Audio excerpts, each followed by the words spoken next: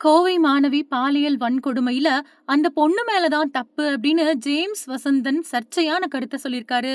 கோவையில மதுரையைச் சேர்ந்த மாணவி ஒருத்தங்க தன்னோட காதலன் கூட விமான நிலையத்துக்கு பின்னாடி உட்கார்ந்து பேசிக்கிட்டு இருந்தப்போ 3 பேர் அடங்கின கும்பல் அந்த மாணவிய பாலியல் வன்கொடுமை செஞ்சிருக்காங்க. இது ரொம்ப பெரிய பரபரப்பை ஏற்படுத்தின நிலையில அந்த குரூரர்கள காவல்துறையினர் துப்பாக்கியால சுட்டு பிடிச்சிருக்காங்க. இந்த விவகாரம் பத்தி பிரபல இசையமைப்பாளர் ஜேம்ஸ் வசந்தனோட பதிவு கண்டனத்தை பெற்றிருக்கு. இது பத்தி அவர் தன்னோட முகநூல் பக்கத்துல கோவை விமான நிலையத்துக்கு பின்னாடி இந்த கொடுமை நிகழ்ந்ததா அந்த இடத்த தொலைக்காட்சியில காட்டினப்போ அந்த பொண்ணு மேலயும் அவளோட ஆண் நண்பர் மேலயும் கோபம் வந்துச்சு.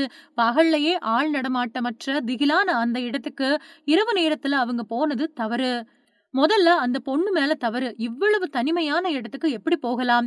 பகல்ல ஊருக்கு நடுவுல தெருவுல நடந்து போறப்பவே கைபேசிய புடுங்கிக்கிட்டு ஓடுறதும், கழுத்துச் சங்கிலிய அறுத்துக்கிட்டு ஓடுறதும் சாதாரணமாயிட்ட காலத்துல இந்த இடத்துக்கு நைட்டு எப்படி ஒருத்தன் கூட போலாம்?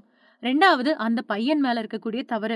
அவ்வளவு தனிமையான இடத்துக்கு நைட் டைம்ல ஒரு பொண்ண கூட்டிக்கிட்டு போனா, அவள காப்பாத்தக்கூடிய திராணி இருக்கணும். நிச்சயமா அந்த இடத்த இவன் தான் அவளுக்கு அறிமுகப்படுத்தி இருக்கணும். இப்போ அவ இழந்தத அவன் மீட்டு குடுக்க முடியுமா? அந்த 3 முட்டாள்களுக்கும் ஆளுக்கு 3 நிமிஷங்கள் ஒரு அரைகுறை இன்பம் கிடைச்சிருக்கும். ஆனா, அவங்களோட வாழ்க்கையே முடிஞ்சு போயிடுச்சு இல்லையா இப்போ? இனி அழுது பலன் கிடையாது. ஒருத்தர் ஒருத்தர் குற்றம் சாட்டிக்குவாங்க. மனம் நொந்து அழுவாங்க.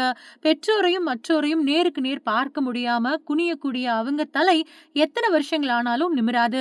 இந்த மாதிரியான குற்றங்கள்ல ஈடுபடுறவங்க யாருமே சிக்காம தப்பிக்கவே முடியாது.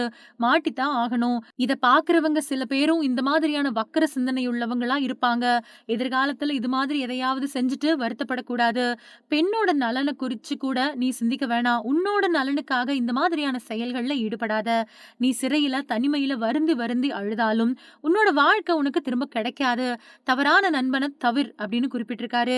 இவரோட இந்த பதிவு இப்போ கண்டனங்களை பெற்றுக்கிட்டு வருது.